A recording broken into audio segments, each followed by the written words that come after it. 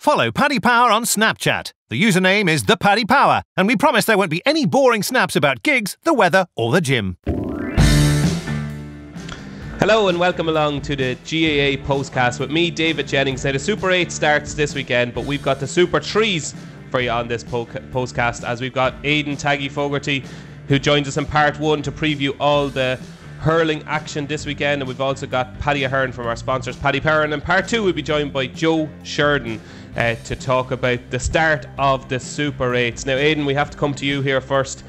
I'm just wondering, is Aidan Fogarty going to be at the bottom of all Brian Cody's team talks in future? Because when you took them on the first day in the against Galway, obviously they produced a hell of a performance and got a draw, and then you turned back and you said, you know what, this Kilkenny team are decent, and lo and behold they get hammered by Galway. Maybe you're behind Kilkenny. Yeah. Thanks for bringing that up, David. Yeah, really appreciate it. Yeah, look, I wouldn't say they got hammered. They got a random Galway team back to a point, to be fair to them.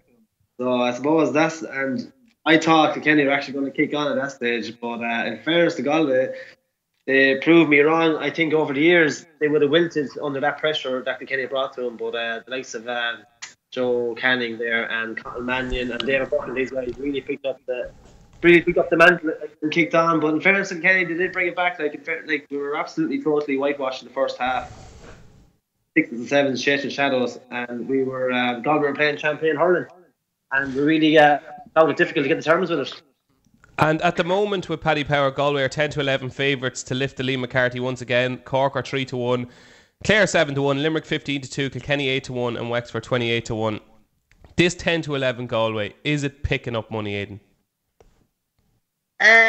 Look, I think going on last Sunday, you have to say they're absolute outstanding favourite for the All-Ireland. You know, they have a serious panel, they have strength and conditioning, and I suppose from what they didn't have from other years is that they have a real belief to win games and finish games out now, and that comes from the success of winning All-Ireland and the fact that they actually want to get back there and win another one and win as much as they can when they can. And they kind of remind me of a Kilkenny of old, I suppose, of the most of how rampant they were and how smooth and how cohesion their forwards were and how of a team they're playing together. You know, they really are, and I suppose the big thing is really the belief of winning their Ireland last year and getting them over the line. And I think, you know, they're odds-on favourites for their Ireland. It won't be simple. They are going to come up against in a semi-final or a final a spell where they're going to be under pressure. But the fact that maybe Kilkenny put them to a point last week and they still kicked on and won by 6, you know, it's a very good sign. So if I slip 50 quid into your wallet now, do you play it safe and you put the 50 quid on Galway at 10-11? I'm just going to do the maths here now. That's 45 quid. So to win 45 quid, or do you take a chance and back one of the other bigger prices? Well, I am a bit of a risk taker, so I would probably, you know, and the fact that I'm not a Galway person, I'd probably chance someone else maybe just for a bigger bet. And do you want to tell us who that is? I was hoping you wouldn't ask me that either. Look, I suppose what's going to be interesting is the Cork versus Leinster styles. Are the Munster teams going to keep into the physicality and the intense pressure of the Leinster style of hurling, or will they be able to kick on in Croke Park, the likes of maybe a Cork or a Clare or whoever they're going to meet? Will they be able to take them on, pace-wise and skill-wise? So that's really what's going to kind of come down to it. But, you know, Galway have it all, to be fair. If I was back with someone, perhaps Cork, you know, I didn't really believe too much of the hype earlier on in the year, but they really have to prove me wrong, and they haven't even lost the game yet, so they look in good shape. Damien, I was going to call you Paddy. If I was to give you 50 quid, who would you stick it on? If I had 50 quid, I'd probably stick it in Cork, I would say. I think they're the only team left that really kind of have the game that might trouble Galway a small bit. Like if that ball that went into that kind of inside forward line, like when the ball that went into Patrick Horgan in that Munster final, like if he gets the same kind of supply as he did against Clare, it's almost impossible to mark against, and he's so good. He's so good at kind of taking on defenders and just getting space to score that I think that could give Galway a bit of trouble. There is a chance as well that if Wexford won this weekend, they might have a handier semi-final. So like that is a big ask for Wexford, in fairness, but that might kind of play into the fact that they might be a little bit of value if that happens. So I think if prices weren't involved, I think Galway would win the All-Ireland. At the prices, I'd probably have 50 quid in Cork, I would say. Okay, so we have 2 Cork fans on the Racing Post podcast. So moving on to the first of the All-Ireland hurling quarter-finals. It is Saturday, it's Páirc Uí Chaoimh, it's Clare v Wexford. And Paddy Heron, can we get some prices on handicaps?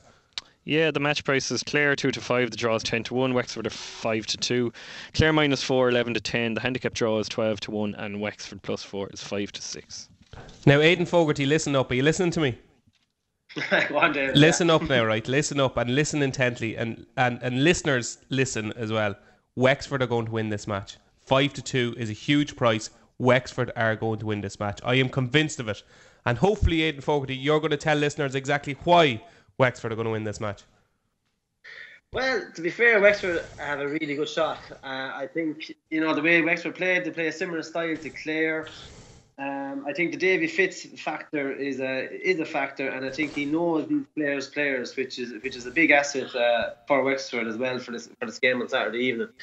Have they got the players to take on Clare? I have my suspicions that they don't. I think Clare myself are actually a better team. I think they have more intelligent and better hurlers than Wexford. But that's to say that if Wexford get on top, like they clean Kilkenny out of it in the first half, they were up by 9 points and then fell apart in the second half. And then Clare, obviously in the Munster final, blew Cork out 8 points up, and a 2-point defeat in the second half then and left them without the Munster title. So it's going to be close, but I think Clare are a better team. I think there's more on the line for Clare. It seems to be more on the line for Davy for Wexford, but more on the line for the actual Clare team on Saturday evening. And I think Shane O'Donnell, like maybe Podge Collins these days, they have to fire yet. And with obviously John Connell in full forward, it's a formidable full forward line. And I just think if Clare got the tails up, that they're too good for this Wexford team. Okay, wrong answer, Aidan. Damien, Pat, I'm going to keep you calling you Damien for the whole show. Paddy. Jesus, I've never had an insult like that in my life. Paddy, Aidan gave the wrong answer there. I'm going to give you a second chance. Can you tell listeners exactly why Wexford are going to win this game? I don't think Wexford are going to win this game, because I'd say if Wexford were like... If you're kind of using a horse race analogy, Wexford are a horse that they run to their mark every single time, and I don't think their mark is up at this level. They kind of proved last year in the game against Waterford as well. Like they should have won that game against Kilkenny. I don't think the Leinster form, apart from Galway, is going to prove to be as good as the form that we've seen coming out of Munster. This whole kind of thing about, they're a hard-working team, they're a young team, and they have a certain degree of talent, but I think it's only going to bring them so far.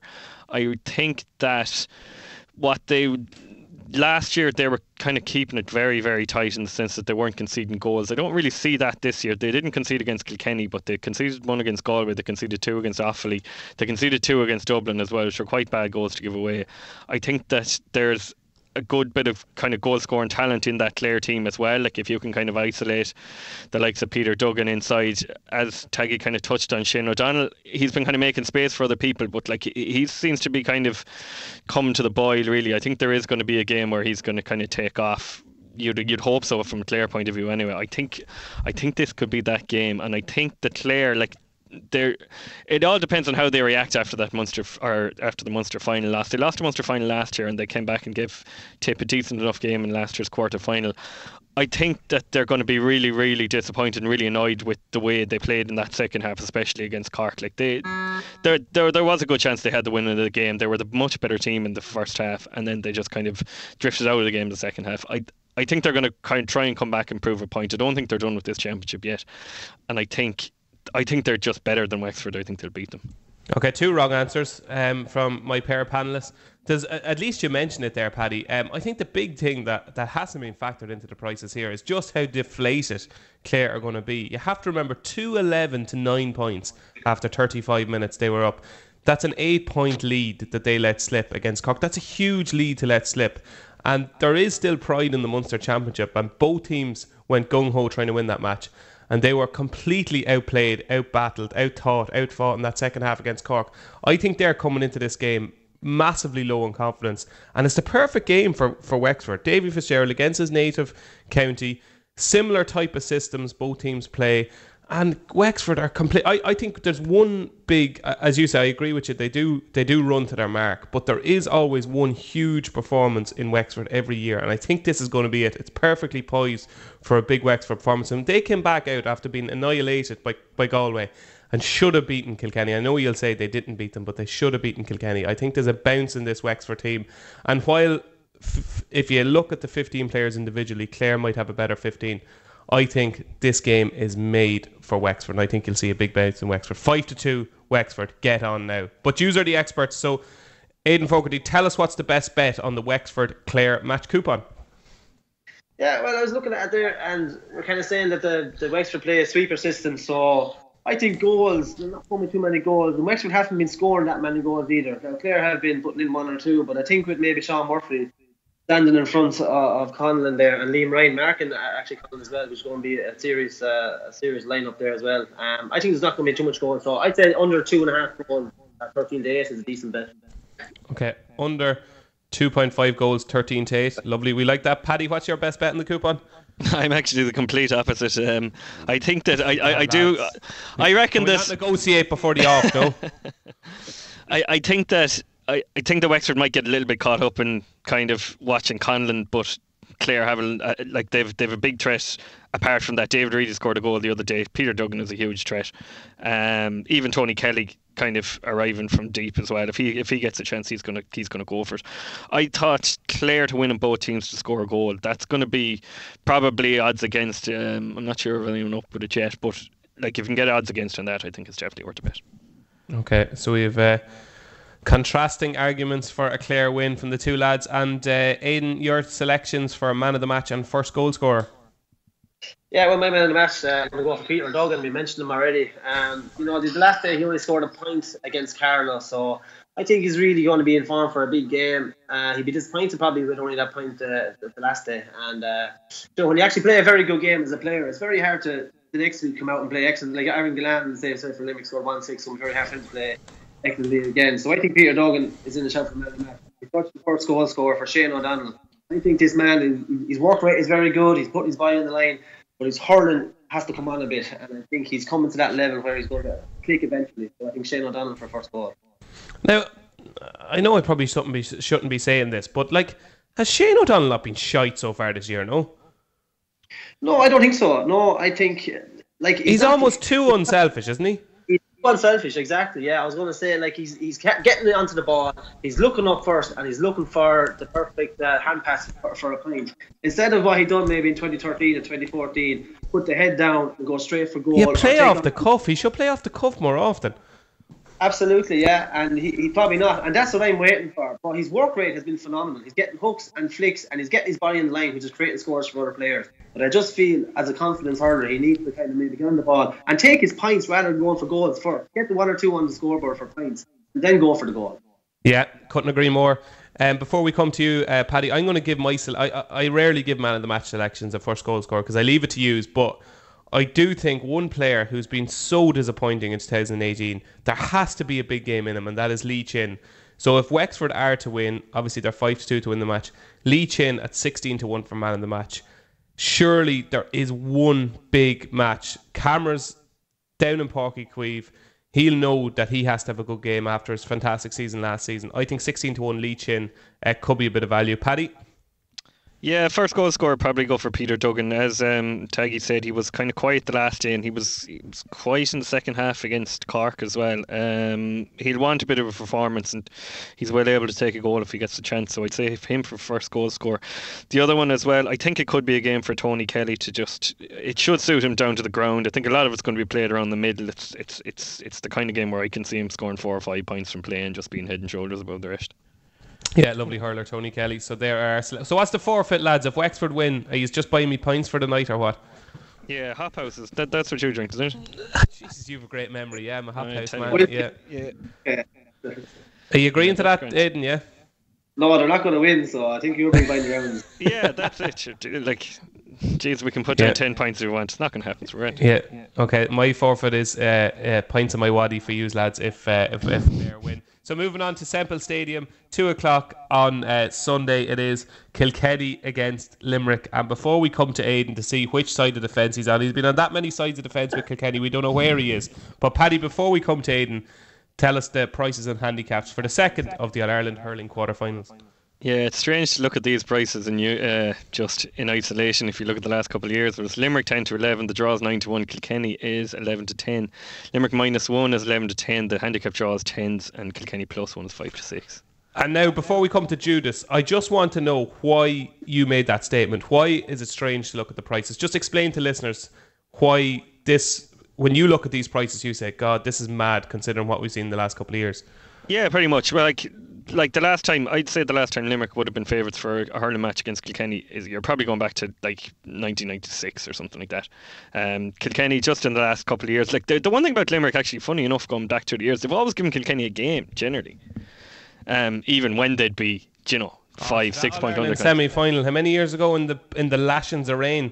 That was excruciating. Yeah, completely. Even last year as well. They lost. What did they lose by 3 points last year? But like, they had the win in that game, really. Even people probably disagree with me. It was still a 5 or 6 point loss, that 2007 All-Ireland final. But, apart from the 2 goals in the first 10 minutes, Limerick stayed with them for that. I think they always kind of save it. Ever since probably 1973, they'll always save a game for Kilkenny. Those last All-Ireland they won. But they've never been, like, you could never in previous years have made them favourites. There was like a known goal for class between the two teams, but I think this year it's definitely a hell of a lot closer than that. So Limerick are slight favourites at 10-11. Aidan, Judas, Fogarty. Kilkenny, obviously last weekend we did see glimpses of brilliance from them to get back into the game, but the one point that I noticed was Brian Cody's interview after the match. It was almost a resignation in that this Galway team is just far better than us. They're the best team in the country. It's the first time I've almost seen Brian Cody almost accept that there's a team operating at a different level to Kilkenny. Is that fair? Yeah, well, no, it is fair, I think, yeah, but to be fair to Brian, like, they are the best team in the country, and when they get beaten by a team, I suppose the thing to do is to blow them up with the chance of maybe getting another crack of them and putting them onto another level. Oh, you think there was an ulterior motive? Look, I think so. Look, if you think of any of the managers, like, they blow up a team and maybe they might buy into that their own team and lose concentration. And I suppose that's the big thing for Galway going forward, is actually to keep the heads down and keep momentum. Like, in the first Leinster final, they nearly got caught because they nearly bought into their own success. So to keep them grounded is huge. And every reporter and every paper and every media outlet is going to be blowing up Galway, and that's the important thing for them, is to keep their heads down. But Brian Cody, from my point of view, is actually praising this Kilkenny team, which I've never seen him do nearly with our own Kilkenny team.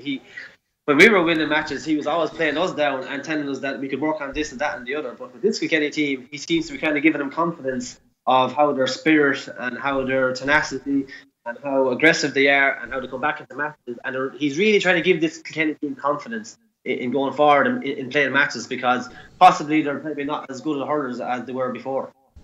So where are we with this Kilkenny team, Aidan? Well, that's the question, David. Look, we just don't know. They still don't have their best team on paper. Look, they have the fight, they have the resilience, and they have that team spirit and that belief of actually getting back into matches, winning games. But they're going to get caught on that eventually, I think. I think it's very important for the Limerick game on Sunday. It's very important for Kilkenny to get, first of all, a good start. We're chasing our tails there for the last 3 or 4 games. We're 9 points down against Wexford. We're 5 points down against Dublin. We're 12 points down against Galway. And we always came back all right, and we won 2 of those games and lost obviously Galway. But it's going to catch up with us eventually. And I think for this week as well, for Brian to actually make changes to the team, it's very important to keep us fresh, mentally fresh. And I think to do that is to change positionally wise and actually make changes. So I think Colin Fennelly, Richie Hogan, and maybe even someone into the half back line for Kilkenny, maybe Robert Lennon, will get a start, and that will bring a freshness. And I think the last thing for Kilkenny, if they're going to beat Limerick, is to bring it to a dogfight. Do not let Limerick open up Kilkenny. We've seen what Galway can do. You've seen when Kilkenny are opened up in the back line, holes appear for goals and for points. So I think Kilkenny needs to bring it to a dogfight and get a good start to have any chance of beating Limerick on Sunday. Couldn't agree more. This has to turn into a dogfight. I think 48 or under 48.5 points, I think, is 6-5 with Paddy Power. I don't think this is going to be as high scoring as people think. Paddy Ahern, can you make sense of this one? Not particularly. I think some of it. I don't know if Taggy knows much about the Walter Walsh situation. I would have thought that it's going to be very hard. Like the way he went off with a groin injury, it looks to me like it's going to be very tough to see him being named or play any part. I don't know if Taggy knows anything about that. Does he? Yeah, no, he's under pressure, Paddy. Yeah. Apparently, he kind of pulled it in the warm up before the game. And it wouldn't mind, but actually saying, well, the first 15 minutes he was the only forward kind of winning ball, but he's going to be under pressure. A groin injury is not that easy. It's usually a 4-6 week. Depends how bad it is, but he's under pressure. And Killian Buckley is carrying a knock as well. He had a strap on his knee. He was kind of limping towards the end of the last game. So that's another thing. If Killian and especially Walter Welch as well, if he's going to be out, it's going to be huge. Yeah, like, with all that in mind, and we'll say with the 6-day turnaround, like that's Kilkenny now, and this is going to be their third week of a really, really tough game. Obviously, it's a very tough game in Croke Park. They went to the very end last week as well, and that's going to take a hell of a lot out of them. Like, if they're, whatever about Walter Walsh, like if Killian Buckley isn't 100% fit, it's just going to be really, really difficult for them. Like, you kind of saw it as well when they kind of came through last year against Waterford.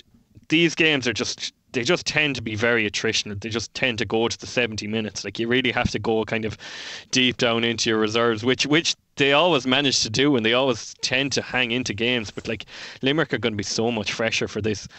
Everyone kind of forgets, before the Clare game, the hype about Limerick was through the roof, and they were just really flat. Like, they just really, really underperformed that day. Like, everything else they've shown in Munster just showed that they're kind of a young, fit, powerful team, but they're fearless as well. Like, these guys are used to kind of beating the Kilkennys, beating the Tips the whole way up. Like, of all teams, these young fellas are going to have no fear against Kilkenny. I think everything is stacked in Limerick's favour, and I think it might be the end of the road for this Kilkenny team for this year anyway. Like Taggy has said, I mean, I'm very surprised that like the Rob Lennon haven't got more of a run. Like, I saw him play Fitzgibbon this year, and to me, if you wanted to release Pádraig Walsh further out the field, I thought he mightn't be the quickest in the world, but he's definitely a huge presence at the edge of the square. There has to be something new for Kilkenny. I think he's going to have to start. Obviously, they bought in Billy Ryan. He might have to have another big game, but I think everything is stacked in Limerick's favour, to be honest. And if these injury doubts over Killian Buckley and Walter Walsh, if they come to pass, surely this 10-11 Limerick is just going to drop rapidly. Like, listen to you two and using my own kind of guide of the first half of the championship and how good Limerick were. I cannot believe that Limerick are not short in the bet, and surely it's just tradition that has Kilkenny at such a short price. Yeah, is that fair, Paddy? The funny thing is, like, during the week, like, I would have thought the exact same, and I thought we'd lay Limerick for this, but like, the only thing we've laid so far really during the week, and it's not money that'll bowl you over, but the only money we've taken is on Kilkenny. That would suggest to me that somebody knows something that the lads are might be out of retirement. You heard it here first. Yeah, they could do with him. Definitely up in those forwards, they could do with him anyway.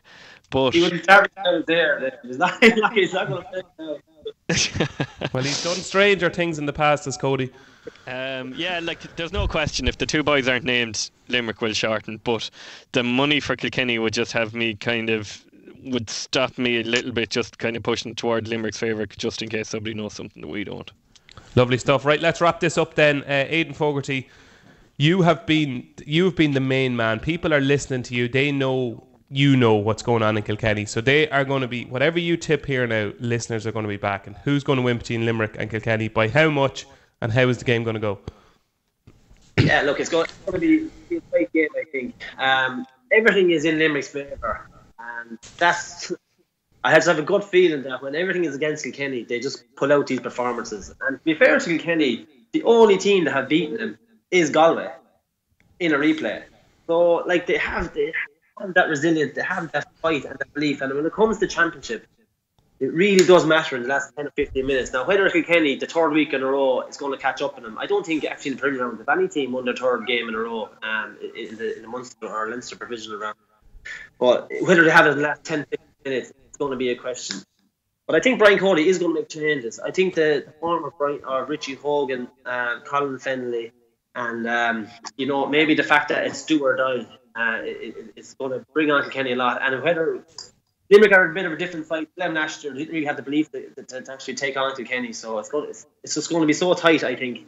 And right off Kilkenny at your third, and I've done it already, but my head probably says Limerick, but my heart says Kilkenny. And the fact that I think, Richie Hogan and Colin Fell come back to it, and if they perform, I think they can just squeeze out a victory. There's a big game in Kilkenny, and if they get a good start, they haven't played for 70 minutes yet. So I'm backing Kilkenny with my heart, barely. Good man, Aidan. 11-10 Kilkenny for Aidan Fogarty. Paddy Ahern? Yeah, the thing is, Walter and Killian Buckley, the three Kilkenny's best players are TJ and the two boys. If one of the two boys are gone, it's a huge ask. If the two of them are gone, it's massively difficult. I think Limerick are the bet at even money. It's hard to know without teams, but yeah, even if they played, I think it's going to be too much for Kilkenny. I think Limerick are a decent bet at evens. Well, one of you is going to have a good weekend, and one of you is going to have a desperate weekend because they're completely against one another. But isn't that what it's all about? So your choices for first goal scorer and man of the match? I was thinking Gareth Hegarty for the first goal scorer from Limerick. He gets in decent positions. If he has a chance of goal, he shows against Waterford he can stick it away. So I'd say he'd be a decent better on the 12 or 14 to 1 mark. Man of the match, I think if anyone's watched any Limerick games this year, Darragh Donovan's playing really well, but he's very kind of understated. I think he's kind of coming in under the radar, and I think if he had a good game this weekend, people would kind of take note of how important he is to Limerick. I think he could be a huge price. He could be 22 to 1. Yeah, he could even be bigger than that, I'd say, on the day. And I think people are going to cop on to how good this guy is in a while. That name was Darragh O'Donovan. Chalk it down. 22 to 1 for man of the match. Aidan Fogarty, your choices for man of the match and first goal scorer in Kilkenny v Limerick. Yeah, I think Kilkenny, goal-wise, they're not really shooting for goals a lot. Like the last 3 goals they got against Galway were probably lucky. Joe Everett probably took too many steps. And a break in the square for Richie Hogan. Probably he ran a fucking marathon. I probably say he did. I said probably. It's never said really. But probably 3 lucky goals for Kilkenny. So I'm going to go with a Limerick man for the first goal. I'm going to go Seamus Flanagan on the edge of the square. He's going to be on Pádraig Welsh, but Glynn the last day did create havoc over Pádraig, a big man, and Seamus Flanagan is a big man. So I'm going to go for Seamus Flanagan. 8 to 1. Lovely. 8 to 1. Seamus Flanagan first goal. And man of the match. Man of the match, I am the fact I suppose that I am tipping Kilkenny barely. I'm going to go with TJ Reid. He's a player, he's a huge player for, and I think for Kilkenny, if they're going to win against Limerick on Sunday, I think TJ's going to have a huge game. He's on the freeze as well, so there we go. 6 to 1 with Paddy Power for man of the match. The maestro that is TJ Reid. So now it's time for the best bets of the weekend. This will not be beaten. Okay, I'm going to start off first, and I'm going to give my best bet of the weekend in the hurling championship, and of course it is Wexford at a very, very, very generous 5 to 2 to take out Clare. So Wexford to beat Clare at 5 to 2 for Misha. Aidan Fogarty, your best bet of the weekend? Yeah, I'm going to go a bit left field here, David. Wouldn't be like you. No, it wouldn't be like me at all. I came through the treble before, so I'm going to chance my arm on a double. I'm going to say Teague will score a goal at any time, 7 to 5. And I think the Wexford Clare game is going to be a tighter game than people than expect. And I think with the sweeper system, it's going to be low scoring. So I doubled that with under 49.5 points at 5 to 6. And I think it pays out around 7 to 2, if I'm correct. No, I'd say it's more than that, is it? 2.4, 7 to 5, 2.4. Multiply. What price is the unders? 5 to 6 for under 49. 5 to 6. Yeah, you're right, actually. About 7 to 2. So the double unders in Wexford v Clare, and TJ Reid to score a goal anytime at 7 to 5. That is Aidan Fogarty's best bet of the weekend. And for Paddy Ahern? Yeah, I think the longer the game goes on, like Kilkenny will obviously stay in the game and they'll battle away, but I think there's a price around there in Limerick -2. They could pull away, I'd say, we'll say in the last 5-10 minutes, just with the fitness and everything that's happened the last couple of weeks. You'll probably get around 6 to 4 on that, so Limerick -2 against Kilkenny. Limerick -2 at around 6 to 4 for Paddy Ahern from our sponsors, Paddy Power. So that's the 2 All-Ireland hurling quarter-finals looked after. Join us again in part 2, where we'll be joined by Joe Sheridan to dissect the start of the Super 8s. Success ain't earned, it's bought. That's why at Paddy Power, we paid the big bucks for the best tech nerds in the world to develop our new, fastest ever app. Download the new app from the App Store or Play Store now. 18 plus, begambleaware.org. Welcome back to the GAA Postcast. I am joined by former Meath attacker Joe Sheridan and Paddy Ahern from our sponsors Paddy Power, and the Super 8s get underway on Saturday. Yes, it is the moment we've all been waiting for. I think everybody, all the critics, are looking forward to the Super 8s. And kicking us off at 5 o'clock at Croke Park on Saturday, it is Tyrone v Roscommon. Paddy Ahern, can I get some prices and handicaps? Yeah, Tyrone are 2-5. The draws 8-1. Roscommon are 11-4. Tyrone -3 is even money. Handicap draw is 9-1, and Roscommon +3 is even money also. Joe Sheridan, as an attacking connoisseur, I'm sure you would have loved to play in this Roscommon forward line. They just go gung-ho, shoot on sight, and for a forward like you, it would have been a dream forward line to play in. Yeah, absolutely, and they really showed last weekend against Armagh. You know, a lot of people are looking forward to the Super 8s, and this game is going to be, I think all the games are so close and so tight to call. They're just going to be set up for perfect games, and I'm really looking forward to this game.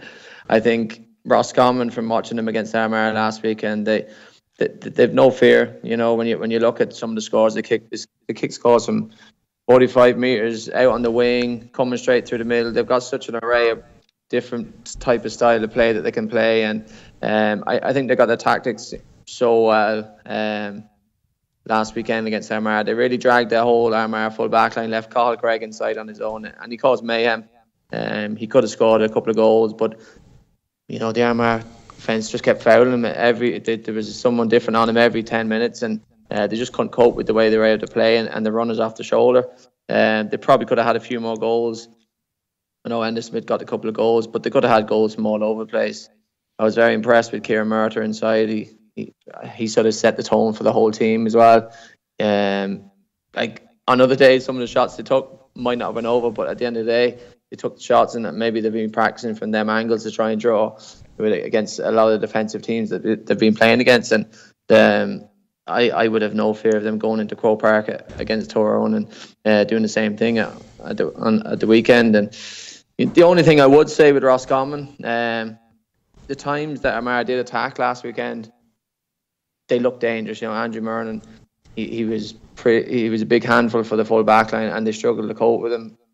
I don't know why he ended up drifting out the pitch halfway through the first half, and it probably took away a bit of their attacking threat. But that would be the only problem I would have with the Roscommon team at the minute, is their defence, that they are leaking scores at the back. But you know, I think if they can score so much up front, they're probably not as worried about that as most people.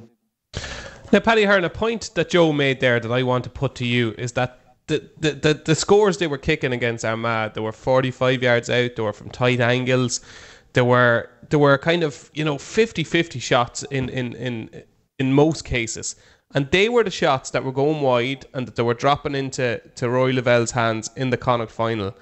And I just wonder, with just that little bit less space against Tyrone, this idea of kicking scores on site from all angles, not working it into the D, could that approach come back to haunt them against Tyrone? Possibly. I think the thing about the Connacht final as well is conditions weren't as pristinely perfect as they were last week, and that they're pretty much going to be this weekend again. Like, I don't think that when I'm looking at the Roscommon team here, it kind of looks to me like McStay has kind of thrown out any kind of a notion of, you know, let's bring a load of men back and let's try and keep this tight. I think he kind of realises that he probably has one chance of winning this game, and that is to just try and turn it into as big of a shootout as he can get. Kevin McStay actually named his team for this game in February. He just has his 15 players, and that's it. Yeah, 100%. But like for that kind of an attitude as well, I think players would kind of respect that too, because there's none of this kind of guys waiting on a Friday to see whether they're starting. Like, they all know their job from early in the week, and I favour it myself. I think it's great for kind of media outlets, and it's great for the likes of us as well. We know what we're dealing with, essentially, you know, that kind of. And you're not going to agree with this, right? But I'm going to say it to you, and I'm only going to say it once this year. This bullshit of naming teams during the week has to stop. Why on earth can the GAA not say, right, Tyrone, Roscommon, We want squad numbers 1 to 30. They're your numbers for the whole season. We don't want to know any team until an hour before kickoff, just like in all other sports. We don't want to know anything. Maybe you could say in rugby they name their teams, but in soccer, surely, why on earth, why would you give the opposition manager a chance to set up his team to counteract your team by naming a team 7 days, 4 days, 3 days earlier? It's bullshit. Name your team an hour before the match. Do not. It's easier for us to price when you name your team. We know exactly Absolutely. what we're dealing with. Of course it is. But I'm just saying, I think football has moved on. When this notion of naming teams came in, it was back in the day when Gaelic football was 15 on 15. People played in those exact positions: 3 in the full forward line, 3 in the half forward line, 2 in midfield. That's the way football was, and that's why teams were named. It's completely changed now. So why bother naming a team if you're naming somebody at number 15 that's going to be playing as a sweeper? Like, it's just bullshit. It needs to go. Sorry. Yeah. Rant over. Back to Roscommon and Tyrone. Makes sense from a commercial point of view as well, where you kind of have squad numbers and stuff like that if you want to go down the Premiership route. Of course you do. Print jerseys, Joe Sheridan 14. There you go. Yeah, but as you say, back to Roscommon, when you're looking at the I'm just looking at that half back line there: Niall Daly, Fintan Craig, and Conor Devaney. Like, there's an argument that they're 3 forwards. You know, that kind of.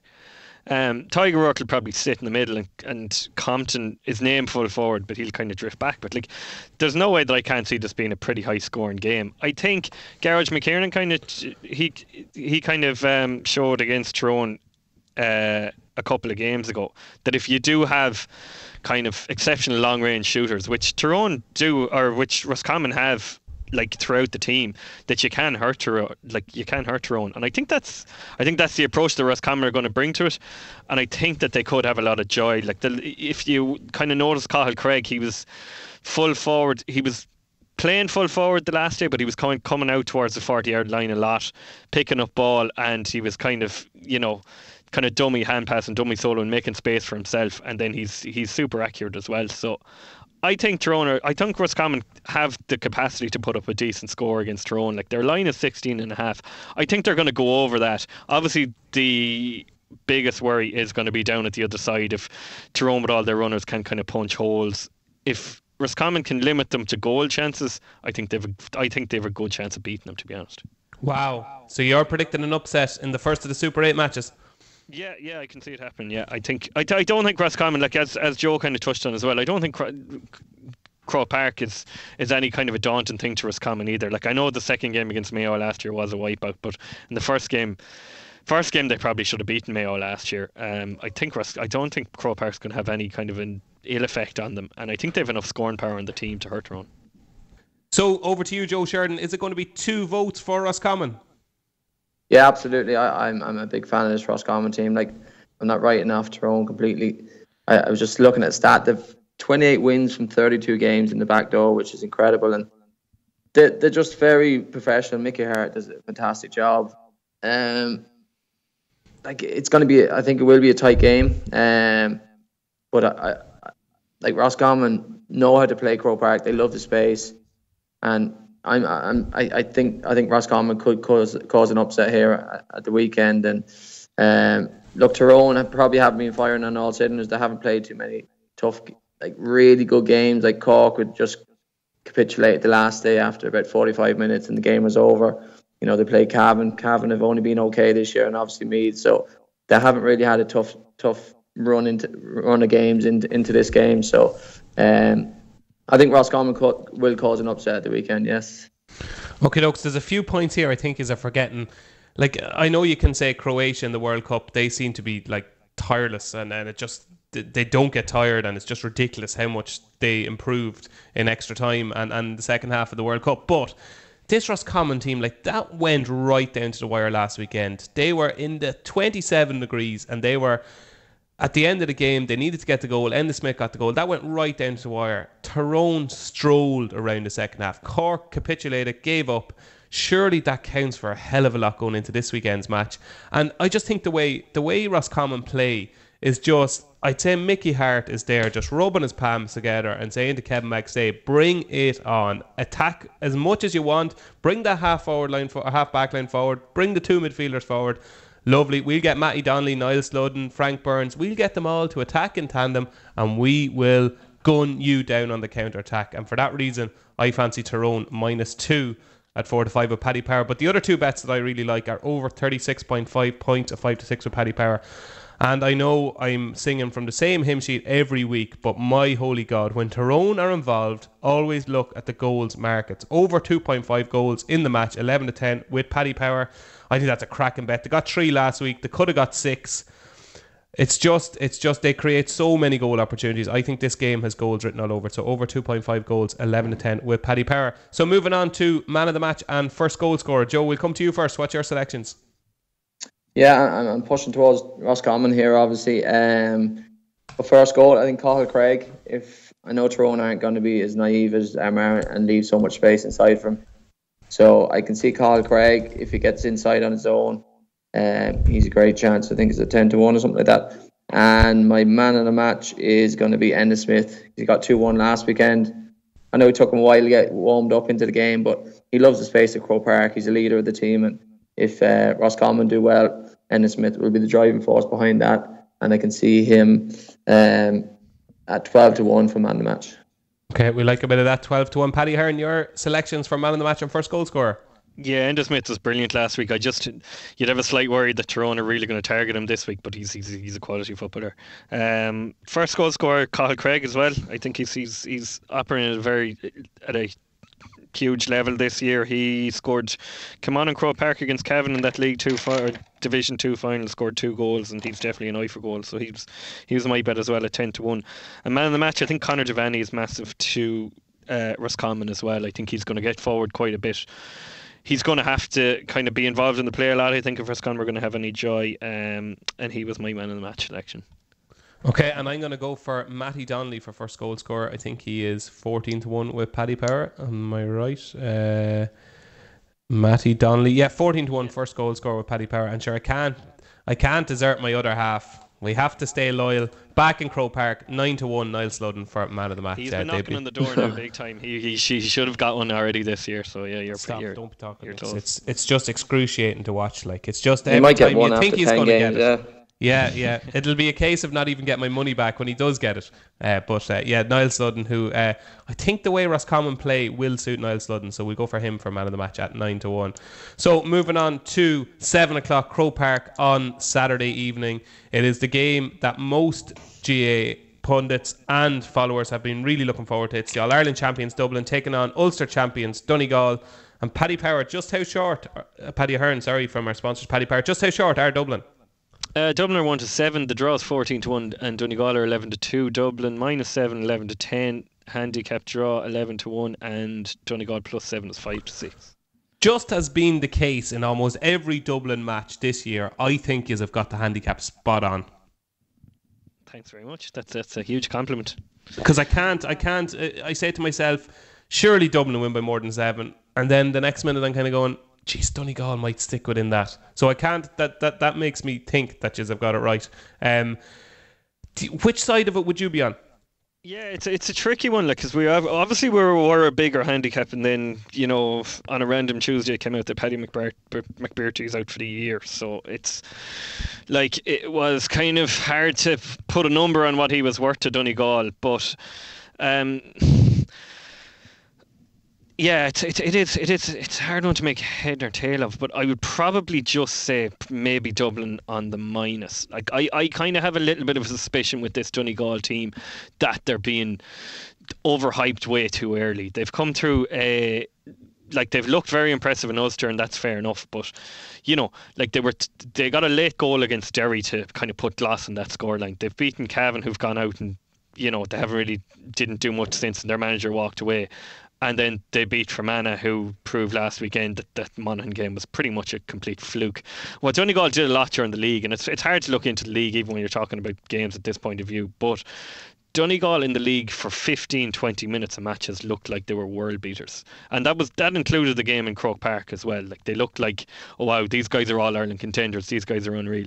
And then if you look at the Dublin game, if you look at the Mayo game, and if you looked at a hell of a lot of their league games, that they came out with no points out of it, I would just have a little bit of a sneaking suspicion that when Donegal play the better teams, that they're going to be found out a little bit. They're very attacking. They have kind of scores and they have runners and they've youth kind of all over the pitch, but I think that defensively they might be a little bit exposed when they play the better teams. Yeah, I'd certainly agree. Joe, what way do you see this one going? Yeah, I'd be looking at the Donegal +7. It's just the type of the game it is. Like if it was an All-Ireland final, I'd be looking the other side. But the fact that it's the first game of the Super 8s, Dublin can beat most teams probably in third or fourth gear, whereas Donegal will be really up for it. It's a game that they have to throw everything at to try and get a good start in the Super 8s. Dublin probably won't be as sort of, under pressure as Donegal to win the game. So it usually take, they could win a game, like even against Laois, they could have had 5-6 goals, they got 125, but they still won the game easily. They could have won by another 15 points if they wanted. So it's just, I think Donegal will keep it tight. I think there'll be a lot of goals in the game. I think for Dublin, I haven't been as impressed this year as I have in the last couple of years with them. I'm a massive fan of the way Dublin play football and how they actually just keep going. But I just don't think they have the same talent as they've had over the last couple of years. And I think their full back line, I don't know how they've got away with it for so long. Even the last day against Laois, like the only King thing caused them a lot of trouble and probably could have had a couple more goals. And if you've Michael Murphy inside and they're playing the right ball into him with Jamie Brennan in around him, I think that they can cause a lot of problems. And I think a great bet for this game is both teams to get a goal of 5-6. I think there could be a lot of goals in the game, and Dublin will probably get a couple of goals as well. And but I do feel Donegal will really put it up to them because of the pressure that they're going to be under throughout the Super 8s. Whereas Dublin, I think, they know they're going to probably get to a semi-final. So I'd be looking at Donegal +7 here.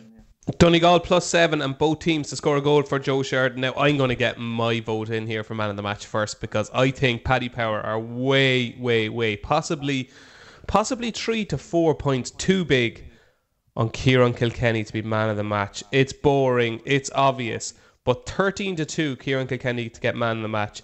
There's no longer the drop in deep, there's no longer keeping possession at all costs. He is now Jim Gavin's most prized possession up front. He's got 215 in 3 games in Leinster. He scored an average of 7 points a game. He's the best player in the country right now, and he is 13-2 with Paddy Power to get man of the match. I think that is a cracking bet. Paddy Hearn, am I right? Yeah, you wouldn't be far off. He's playing, himself and Fenton are the front runners for Footballer of the Year, and they are going to be kind of close up to favouritism. The only thing, there is a lot of kind of competition around the top end of that market with Fenton, with Rock, with the one I was going to pick was Conor Callaghan, just because he has been so quiet up until this year that he's would nearly be at a stage, I'd say, as look it over his shoulder. So I'd imagine he's going to be gung ho to have a really good performance this week. I was kind of thinking 9-1 on him, as probably might be slightly under the radar. He was going to be my pick for first goal. Joe Sheridan kind of just mentioned there Jamie Brennan. I'm a huge fan of this guy. I think he's an exceptional footballer. He's, for my liking, because I've backed him in all kinds of anti-post top goal scorer markets, and he seems to do that Donegal thing of hand passing into Ryan McHugh to palm it in from 6 yards. I just want him to go for his own score because he's good enough, and I'd like him to get a few more goals on the board. But he actually nearly scored in that league game as well in Croke Park. I think he's a good finisher as well, so I think he's around 9-1 for first goal. And I think Donegal are going to score goals. Like when you look at Donegal, I think the over 1.5 goals, 9-4 Donegal, is worth a decent bet as well.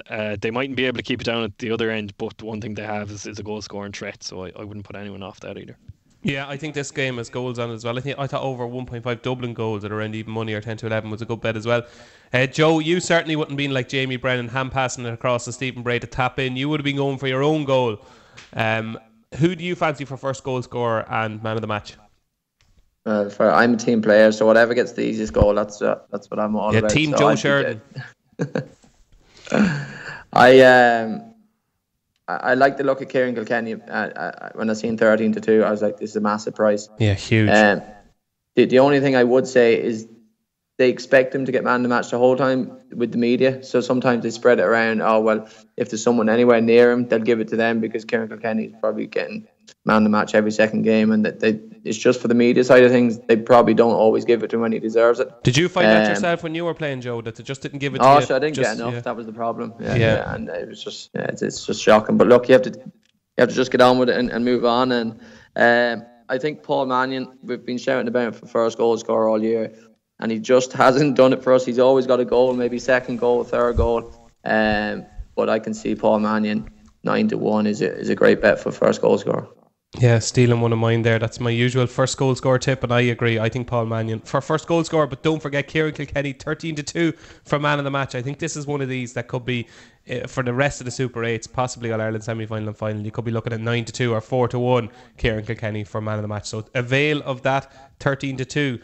That is the advice. So moving on to Sunday, and the first of the double header is Kildare v Monaghan, 2 o'clock live on Sky Sports. Paddy Ahern, some price and handicaps. Monaghan are 4-6, draws 8-1. Kildare 13-8. Monaghan -1, 10-11. Handicap draws 8-1, and Kildare +1 is 11-10. Okay, Monaghan are my team to take on in the Super 8s. I think they'll be found out. I think they're an agent side that are completely going to be found out in this series that has run off so quick, and I think Kildare have all the momentum, and I fancy Kildare. Am I right, Joe? Yeah, big time. And the big word is momentum. You know, they've had a couple of good wins. The Mayo game and the way they stood up and stuck to their principle has really helped them out. The last day against Fermanagh, I would be slightly worried about what they conceded against Fermanagh. They conceded like 18 points against Fermanagh, which probably isn't good enough against the top teams. You know, if you let Fermanagh score 18 points on you, you know, you probably conceded a lot more against the top teams in this Super 8. That's the only thing. But up front, they're moving very well. I hope a lot of people got onto my bet with Daniel Flynn last week. For first goal scorer is easy money, and I'd expect him to do the same again.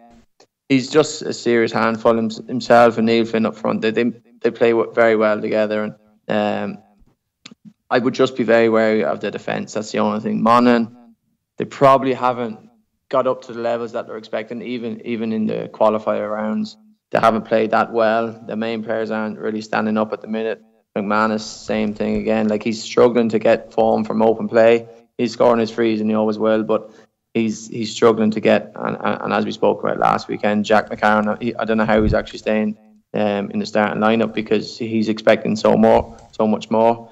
I do like the look of Kildare here. You know, I do think the only thing with the game being in Croke Park, like Kildare have this thing. I think they've only won once since the new Croke Park was open in Croke Park, and that's why they don't like playing there. You know, so maybe that could get into their heads, and they don't have the form in Croke Park. Whereas Monaghan love playing in Croke Park. They've won a lot of big games. They've put it up to Dublin a lot of times in Croke Park, and that's the only thing that could sway me for the Monaghan side. But regarding form at the minute, Kildare are the form team coming into this game, and I can see them. I can see them winning at the weekend. So Kildare v Monaghan, who does the vote on the Ahern jury go to?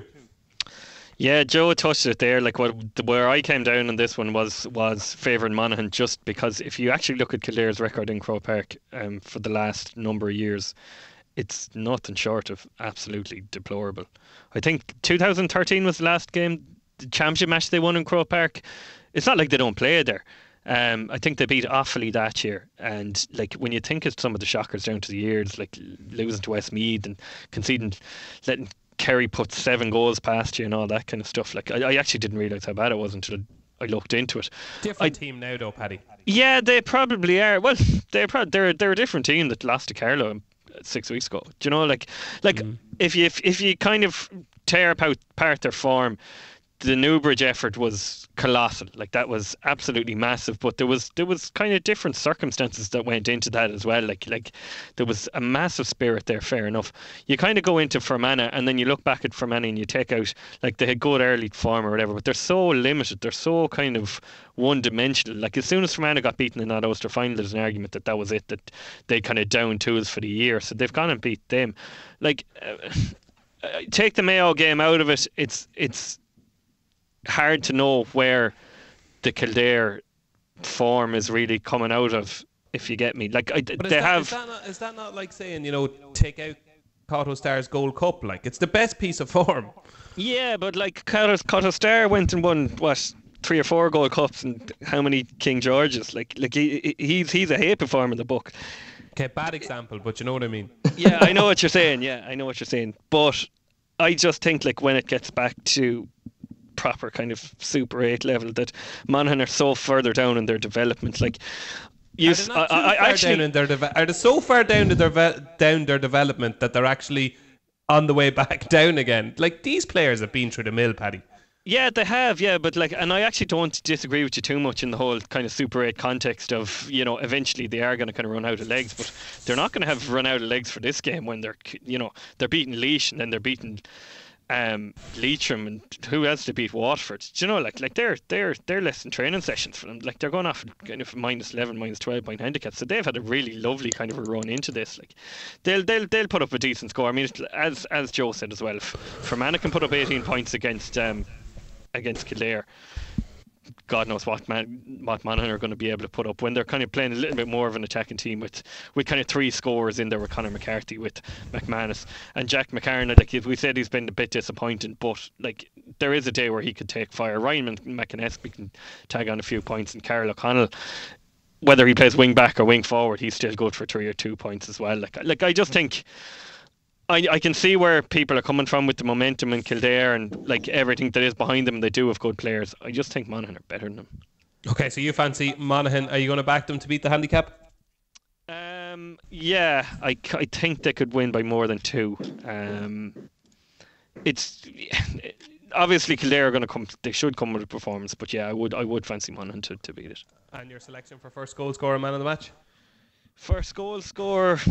Having said that, probably Daniel Flynn is probably the biggest threat on the pitch. If he stays close to goal, he's well able to win a ball. And I think the 7-1 kind of last week, when you've seen the last couple of weeks, he is going to get chances, and that's worth backing. For man of the match, I think Carl O'Connell is a really, really good bet. I think McManus is obviously their main player, but this guy is nearly up the top of the list when you've looked back in the last couple of years as well. He's one of the fittest players in the country. I think he's up and down everywhere. He's able to take a score. He's able to create chances. I think he's a smashing footballer. I think if you can get kind of around 16-20 to 1, I think he's definitely a bet. Okay, so Carl O'Connell for man of the match for Paddy Ahern, 20 to 1 with Paddy Power. Joe Sheridan, first goal scorer, man of the match.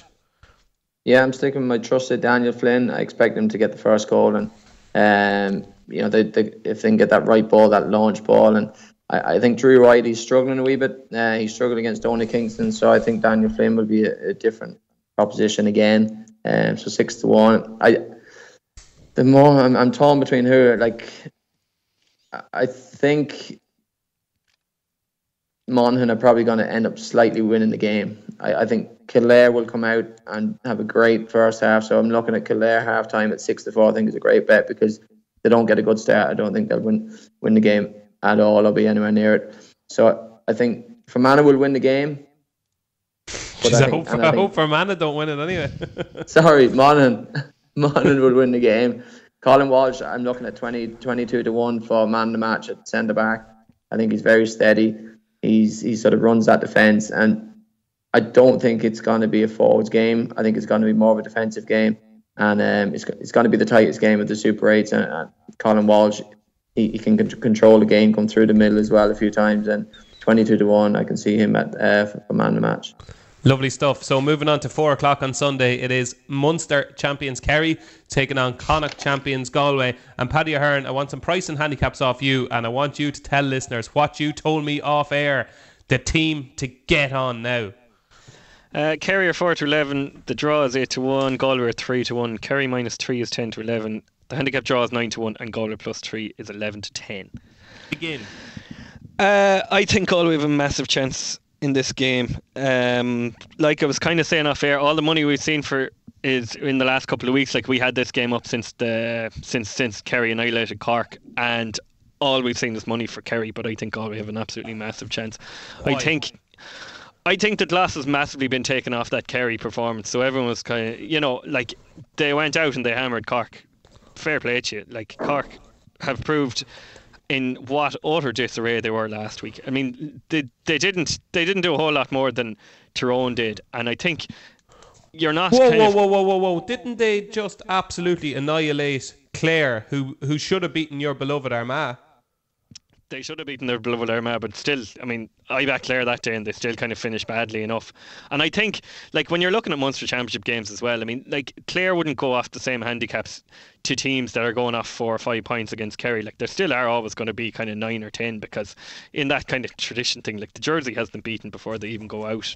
Like, that was a good performance, fair enough, against Clare, but I'd be kind of more looking at their defensive setup throughout the league. And obviously Kerry don't take the league that seriously, but like, they looked as open as a book. They looked as open as a book in the first 10 minutes against Cork as well, where like Rory Dean was able to kind of drift in and hand pass two goals in the first 10 minutes. Like, I mean, Galway are going to have tons of players who are going to be able to do that. They're going to be kind of coming from deep.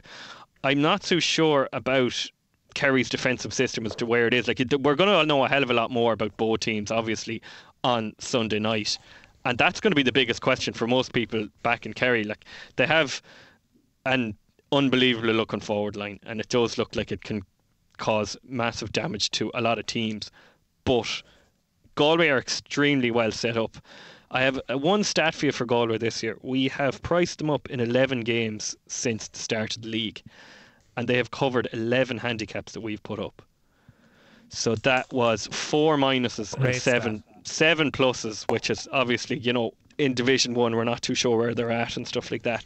And they're going away to good teams as well. Like, they're a massively improved team than last year.